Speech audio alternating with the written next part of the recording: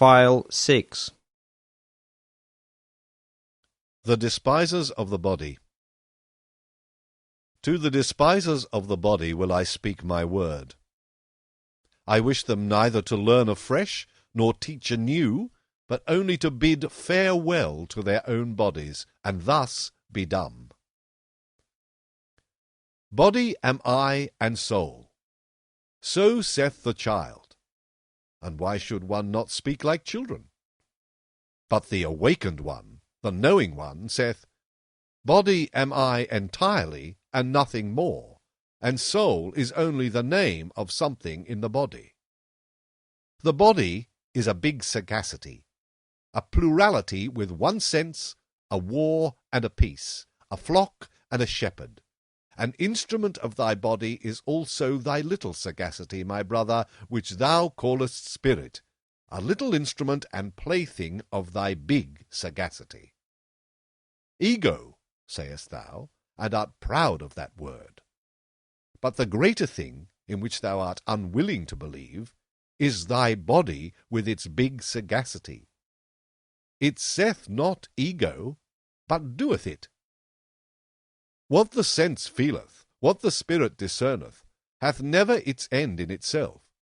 But sense and spirit would fain persuade thee that they are the end of all things, so vain are they. Instruments and playthings are sense and spirit. Behind them there is still the self. The self seeketh with the eyes of the senses, it hearkeneth also with the ears of the spirit. Ever hearkeneth the self, and seeketh. It compareth, mastereth, conquereth, and destroyeth. It ruleth. Behind thy thoughts and feelings, my brother, there is a mighty lord, an unknown sage. It is called self. It dwelleth in thy body. It is thy body. There is more sagacity in thy body than in thy best wisdom. And who then knoweth why thy body requireth just thy best wisdom? Thyself laugheth at thine ego and its proud prancings.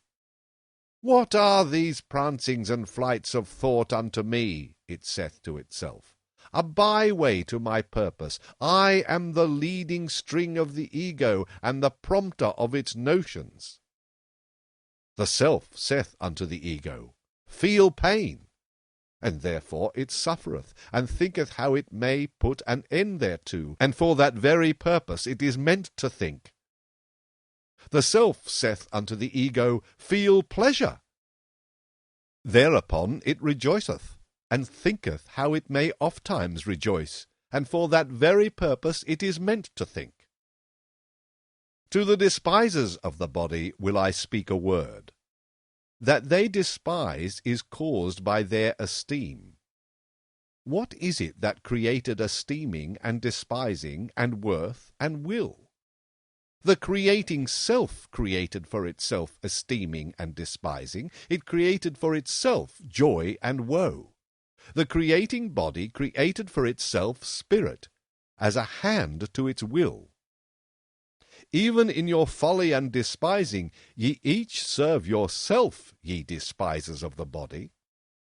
I tell you, your very self wanteth to die, and turneth away from life.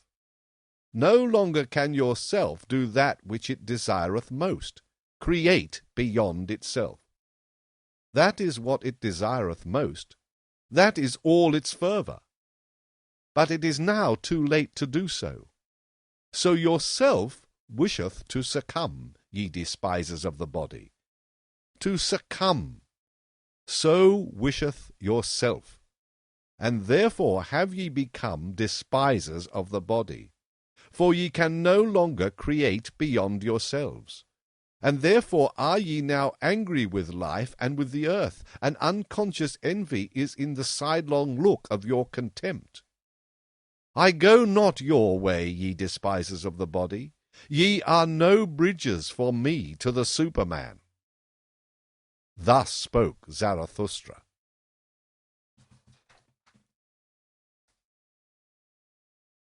Joys and passions.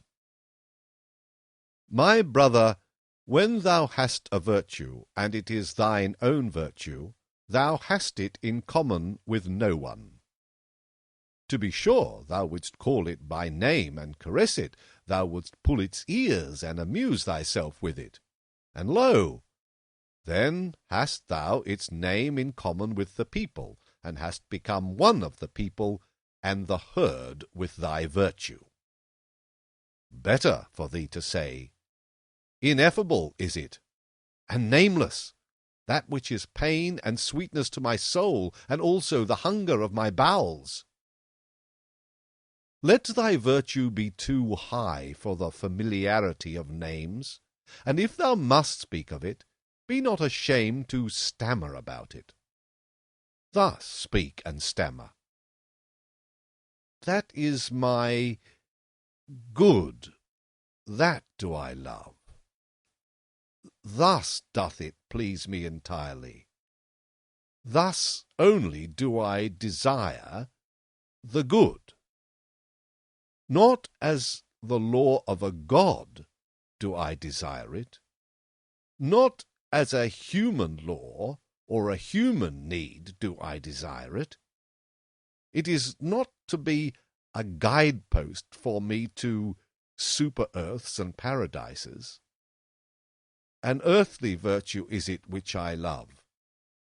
Little prudence is therein, and the least everyday wisdom. But that bird built its nest beside me, therefore I love and cherish it. Now sitteth it beside me on its golden eggs.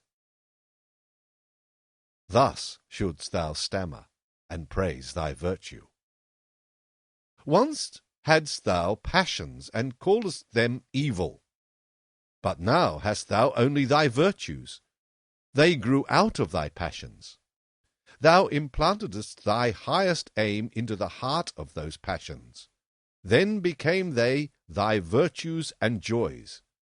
And though thou wert of the race of the hot-tempered, or of the voluptuous, or of the fanatical, or the vindictive, all thy passions in the end became virtues, and all thy devils angels. Once had thou wild dogs in thy cellar, but they changed at last into birds and charming songstresses. Out of thy poison brewedst thou balsam for thyself. Thy cow, Affliction, milk'st thou. Now drinketh thou the sweet milk of her udder. And nothing evil groweth in thee any longer, unless it be the evil that groweth out of the conflict of thy virtues. My brother, if thou be fortunate, then wilt thou have one virtue and no more. Thus goest thou easier over the bridge. Illustrious is it to have many virtues, but a hard lot, and many a one hath gone into the wilderness and killed himself, because he was weary of being the battle and battlefield of virtues. My brother, are war and battle evil? Necessary, however, is the evil. Necessary are the envy and the distrust and the backbiting among the virtues. Lo, how each of thy virtues is covetous of the highest place! It wanteth thy whole spirit to be its herald. It wanteth thy whole power in wrath, hatred, and love. Jealous is every virtue of the others, and a dreadful thing is jealousy. Even virtues may succumb by jealousy. He whom the flame of jealousy encompasseth turneth at last like the scorpion, the poisoned sting against himself. Ah, my brother, hast thou never seen a virtue backbite and stab itself? Man is something that hath to be surpassed, and therefore shalt thou love thy virtues, for thou wilt succumb by them. Thus spoke Zarathustra.